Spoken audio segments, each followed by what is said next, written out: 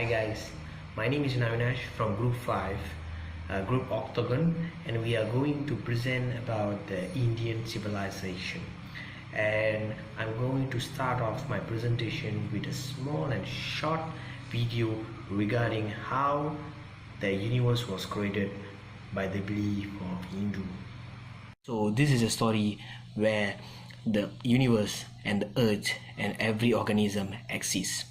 So the story begins with Lord Vishnu, where he was sleeping on the snake in the middle of the sea very calmly, and he was having a heavy sleep. While he was sleeping, suddenly there was a large and enormous sound which has a lot of energy. The energy provokes and make Lord Vishnu to wake up, and he woke up from his sleep, and all of a sudden there was a large lotus which bloomed from his navel, and then comes Lord Brahma from it. And Lord Vishnu says to Lord Brahma that you should start your work by creating the universe. And he start to pluck out his petals.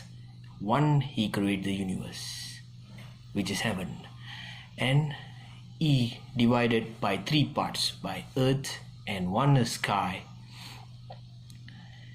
And he start to create all the living beings in the earth, starting from plants, each of type of plants, and then he started to bring on many types of animals, one by one, giving the sense of hearing, touch, smell, and full of sounds. And in Hindu, we believe that we have three type of main gods, and one is Vishnu, the god of peace, and Lord Brahma is the creator of the universe, heaven, earth, and everything. And we have our last god, which is the main, he is the god of the destroyer, which is Lord Shiva. Thank you.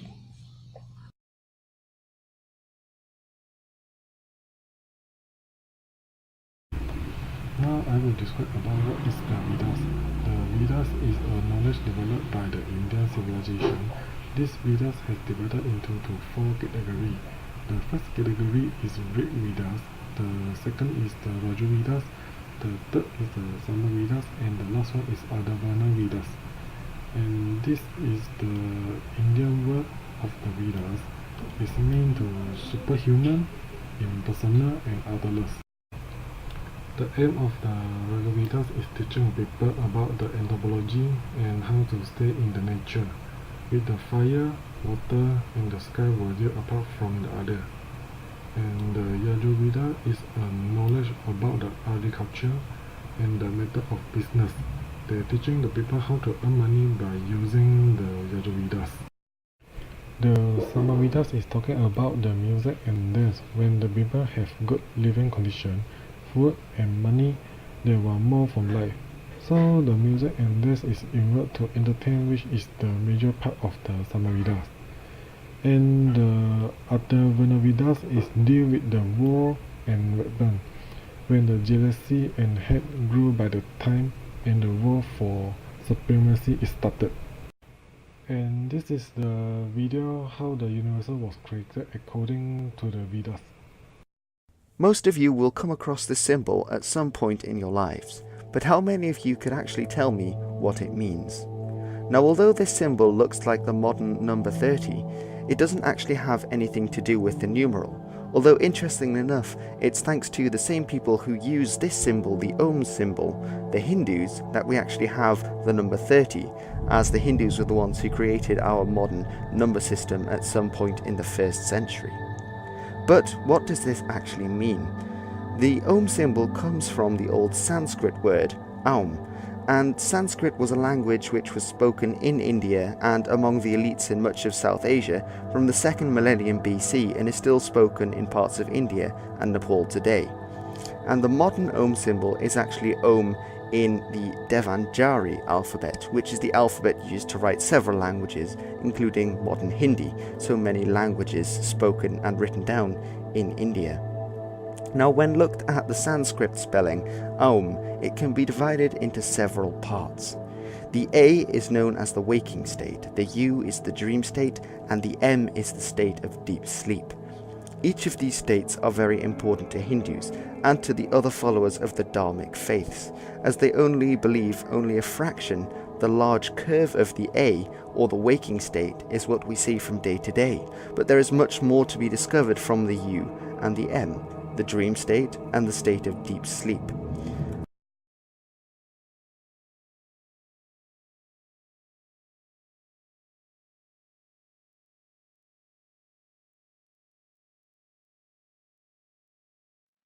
Assalamualaikum and very good morning to Dr Mahyuddin. I would like to present about my topic, which is the family system in Hinduism, which is Ashrama Dharma. First of all, we need to know the concept of Ashrama Dharma. Ashrama Dharma focus on the level, stage or social system which suit to Veda teaching. They also donate to Hindu scheme of life. It has a different stage in the life and ashrama scheme related to Varna system. Next, it has a 4 stage of ashrama dharma, which is Brahmacharya, Grihasthan, Vanaprastha, and Samyasa. For the Brahmacharya, it usually for the student phase of life, while for the Grihasthan, it is the married life phase, and for the Vanaprastha, is the retirement phase, and the last stage is Samyasa, which is phase of giving up material desire and prejudice. Okay. There are 4 stages of life. These stages are called ashramas. The first stage is the stage of Brahmacharya. It is the period of formal education for the celibate student who leaves his house to live with the Guru. The Brahmacharya acquires knowledge of scriptures, science, philosophy, self-discipline, and logic. He pays the Guru Dakshina before leaving to live the life of Dharma. Grihastha is the second stage, which begins with marriage. The Grihastha is the householder who raises a family and leads the household. The Grihastha produces food and wealth to support his family. This stage is considered the most important of all the stages. The third stage is the stage of Vanaprastha. It is the stage of retirement. It is the phase of transition where the Vanaprastha hands over all the responsibilities to the next generation and retires to spend his life in the forest. Sannyas is the last stage marked by renunciation. The sannyasi devotes himself to God and renounces all material pleasures, desires, and expectations. He moves towards spiritual development and the attainment of moksha.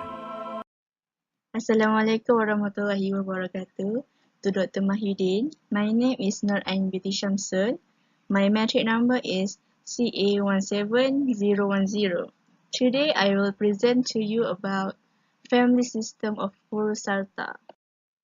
Purusartha have 4 proper goals, which is Dharma, Artha, Kama, and Moksha, which is fulfilling the happy life. In different religions, Dharma have its own meaning. For example, in Hinduism, Dharma signifies make life and universe possible, which is the right way of living. In Buddhism, Dharma means cosmic law and order, which is referred to the purification and moral transformation for human being. For Sikh, the path of righteousness and proper religion practice.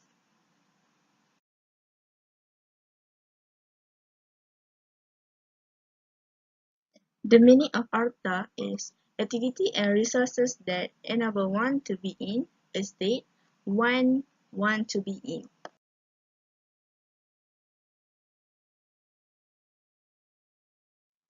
The meaning of kama is wish, desire, or longing in Hindu literature.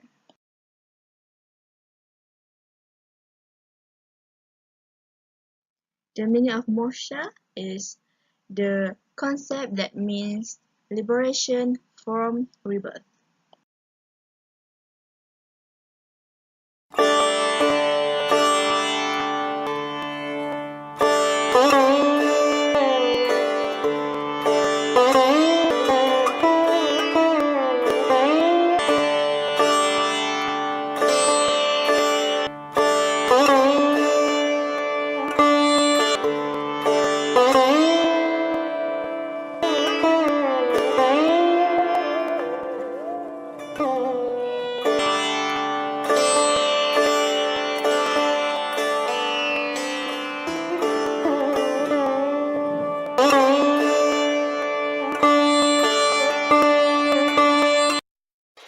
So there are two systems in the Indian society. The first one is family system, which is divided into ashrama dharma and purushartha. The second one is caste system, which is divided into varna and jati system. So what is caste system? A caste system is a type of social organization in which a person's occupation and position in life is determined by the circumstance of his birth. India's caste system is known as the world's longest surviving social hierarchy. It is supposedly more than 2000 years old. The Hindus believe that the caste system is a part of the Hindu religion. They believe that there are separate kinds of humans. The higher caste people consider themselves more purer and closer to moksha than the lower caste people. So the caste system first began in India after the Aryans invaded and established their own rule for the governing society. The Aryans did not permit marriages between their own people and the people of the culture they conquered. The caste system then was based on the idea that people are different and they should have different roles in their life. Really, there are 5 groups in the caste system, but the last one, which is called as the untouchable, is considered so low that they are not even counted. So these are the 4 varnas in the Indian caste system, which consists of Brahmin, Kshatriya, Vaishya, Sudra, and the last one is the out of the caste system. As you can see, Brahmin is the highest caste. They are the priests and scholar. Their job is to maintain the spiritual and intellectual orders. The next caste is Kshatriya, who are the warrior class. They are not only the one who fight in the war, but the one who maintain the political orders. The next caste is Vaishyas, who are normally the merchants, landowners, or professional. And then the next caste is Sudras, who are the unskilled laborers or servants. And the last caste is the out of caste system, which is called as the untouchable, because they do the most unpleasant work, for example, collecting garbages, dispose of dead animals, and collecting human waste. I am Kernisa Zafira, CB17166. Today I am going to present about Jati system. Jati system was a subdivision of the communities in India's social order which broadly divided into 4 varnas. Jati system is the modern kasta system which have been modified and upgraded from varna system to a jati system. Jati system is based on a person economic status, a person's occupation, and a person hierarchy in this kasta system. Kasta system have 5 layers. The first layer are Brahmin. Brahmin are the priests and academics. The second layers is the warriors and the kings. The third layer is Vaishya. Vaishya is the professional merchants and landlords. The fourth layer is Sudra. Sudra is commoners, peasants, and servants. The fifth layer is untouchable. Untouchable is the outcast of the caste, street sweepers, and latrine. My name is Chang Wen. I'm going to talk about rules of caste system. How it affects daily life. People were not allowed to marry people from different castes and could not eat with people from different castes. If you break the rules, then you were banned from your home and caste will making you an untouchable. The effect of the case rule was that people only spend time with others from their case. Next is case system benefit. Each case is born out of Brahma, the creator. First is the mouth, means thinker or knower. This is the arms, means doors. And this is the legs, provide food for the belly. Last one is the feet, means do the work. And the benefit of case system is socialization. Case plays a crucial role in the process of socialization by teaching individuals the culture and traditions, value and norms of their society. Next is guiding individual behavior. The case system guides the individual in his day-to-day activity as well. Each case has its own behavior pattern to be followed by all its members in all important matters like dress, diet, ceremonial observance, and ritual at birth, marriage, and death, etc. Assalamu alaikum warahmatullahi wabarakatuh. Hello everyone. My name is Abdurrahman Nasr Abdurrahman. I'm from Yemen. I'm a student in University of Malaysia Pahang. In this video, inshallah, I will talk about the Rafidian arts lecture or lecture Tamil. There is 3 types of Tamil. The first one, Tol Kabyam, and the second one, Sangam. The last one or the third one, Ter Quran. Now, the Tol Kabyam. Tol Kabyam is the first grammar book and still be reference text to this day. Sangam lecture actually contain 2 collection called Itotoki and Batu Batu. The third one or last one, Ter Quran. Ter Quran, the classic lecture, is important and the oldest in Tamil. The oldest in Tamil lecture. Sanskrit. Sanskrit is an Indo-Aryan language and also the primary religious language used in Hinduism, Jainism and Buddhism. Sanskrit as a language holds an important place in India alongside other founding languages such as Greek and Latin in Europe. Sanskrit is included in the 22 scheduled languages of India and is also the official language of Uttarakhand. Sanskrit has had a significant influence on most modern languages of the Indian subcontinent, primarily in India, Pakistan, Sri Lanka and Nepal. Sanskrit even today is widely used during Hindu ceremonial rituals and Buddhist practices in the form of hymns and mantras. Spoken Sanskrit is still used in a few traditional institutions in India, and several attempts are being made for its revival. The oldest surviving Sanskrit grammar is in Panini's 8-chapter grammar. This is essentially an authority defining correct Sanskrit.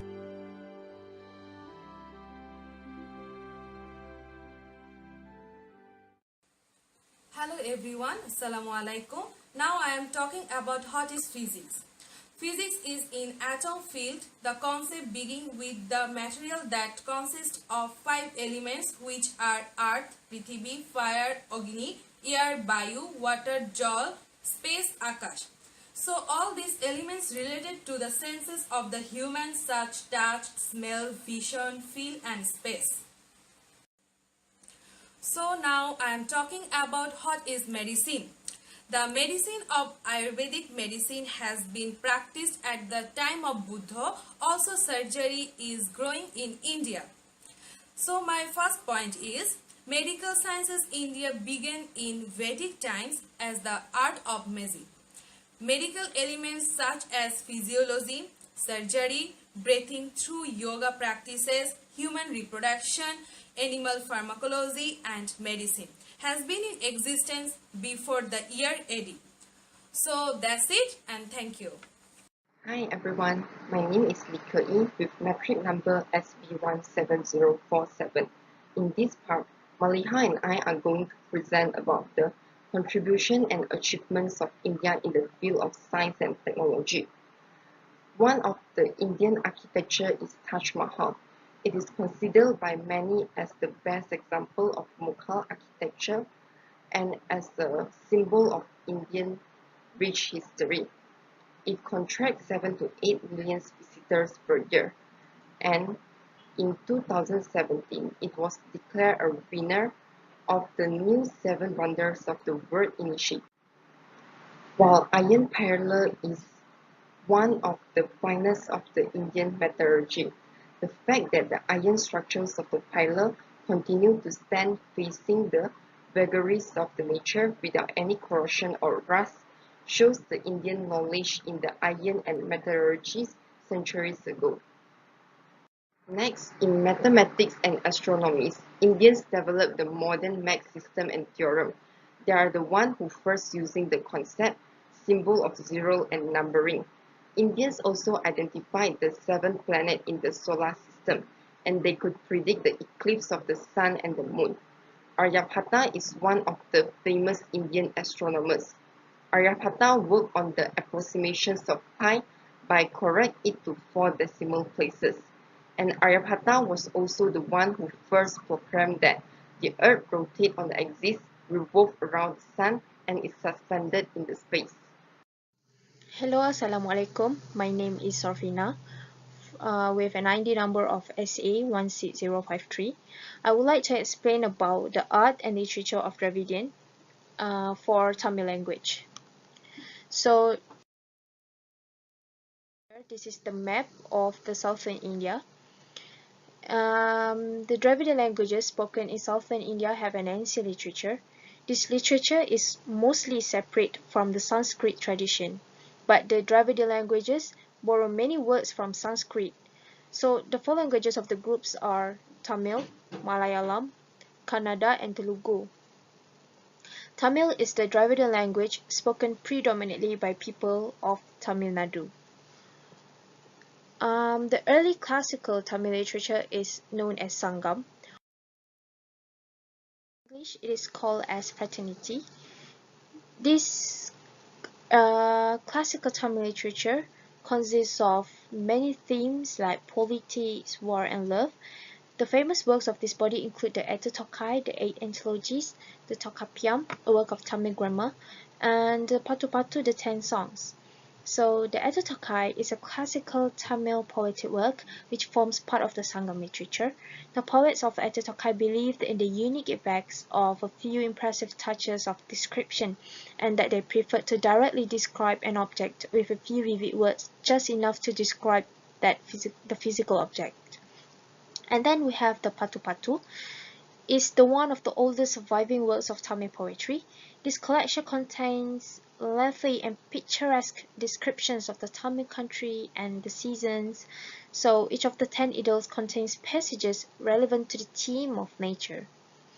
So the Tokapiam, it is the first grammar book of the Tamil language. It has 3 sections, the first to deal with the language, linguistics, and the third about the subject matters, referred to the behavior of the Tamils and the Tamil literature.